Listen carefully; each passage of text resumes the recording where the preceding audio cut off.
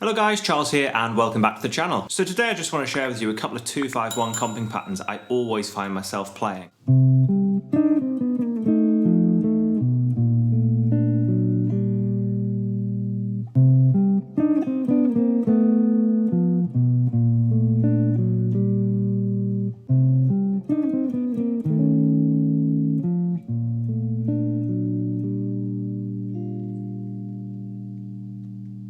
You've probably got similar things in your playing where you're always catching yourself playing the same thing.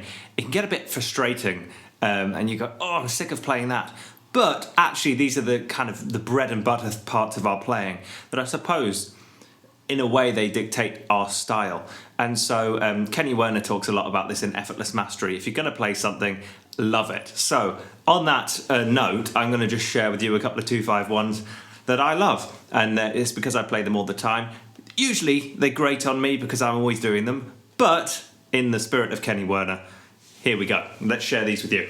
So let's do both these in B flat major. So our chords would be C minor, F7 of some sort, and B flat major. So both of these 2-5-1s are a variation on the same idea, and they're both kind of springboarded off this C minor with a semitone clash between the D and the E flat. That idea there. So let's hear the first one.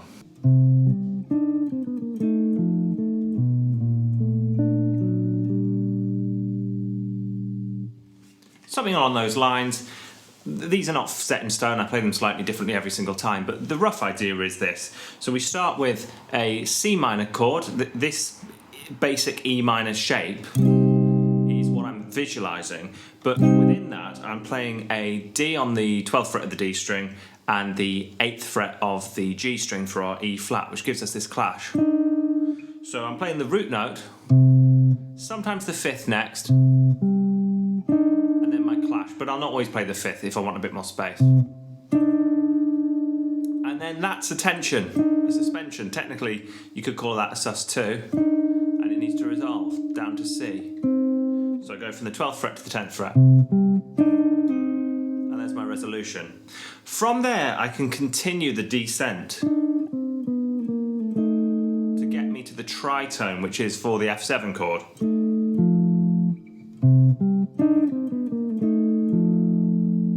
And there's my F7 chord, 8, 7, 8. And then I'll usually use the B to pass me down to the B flat to resolve me. And then this little Barry Harris idea, this is like a 6th diminished thing.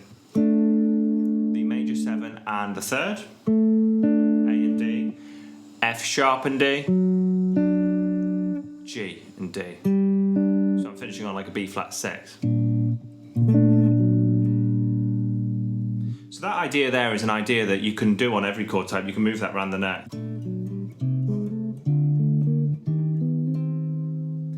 And that is a really nice idea just to finish a phrase. So putting all those ideas together, we get our C, semitone, resolution, descent, tritone, root, tritone sub, B, resolve to B flat, major 7 and 3rd, F sharp and 3rd, 6 and 3rd.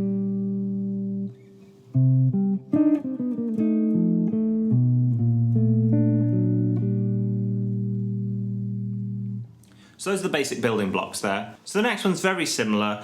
That springboard semitone, we now take that into a kind of thirds idea. So we start on the same idea. Now this time when I resolve, I'm down onto a 3rd now on that resolution. Instead of just taking that melody line down like I did before, I'm harmonizing it through the 6th diminished scale. Sound there, ending on a 2nd, so it's D and E flat, that's the tension, resolve to C and E flat, then just down a fret from there, B and D, and down a fret from there is B flat and C this time, so down a tone on the G string, so I'm on the 8th fret of the D string and the 5th fret of the G string here, for that semitone, for that tone clash, sorry. Now from there, I wanted to keep this middle voice going down again like it did in the previous line. It went down to that tritone. But now I'm on a C. I could just stay on the C, that would be good voice leading, or I can go either way. So I can go, then I can go down a tone again, which is my Monk sounds.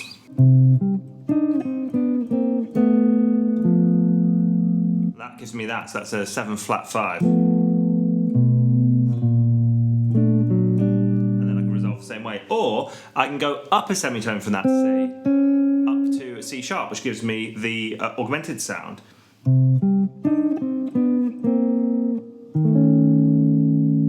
So that one there, I'm going 6, 7, 6 on the A, D, and G string, which is E flat, A, C sharp.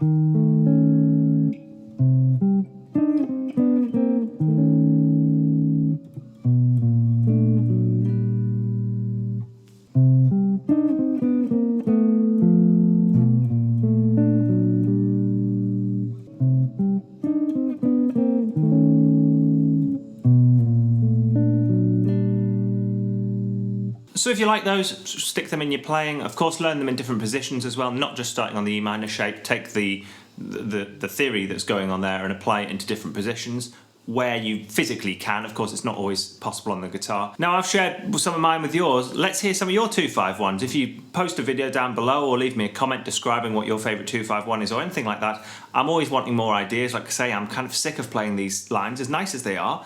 I want some more, so please do share any ideas with me if you can. And if you did find that one useful, please do give this video a like, subscribe, ding that notification bell, and do share with any friends or on any forums who you think would find this useful. And as always, I hope you're all doing very well, getting plenty of practice in, and I very much look forward to seeing you in the next one. Cheers!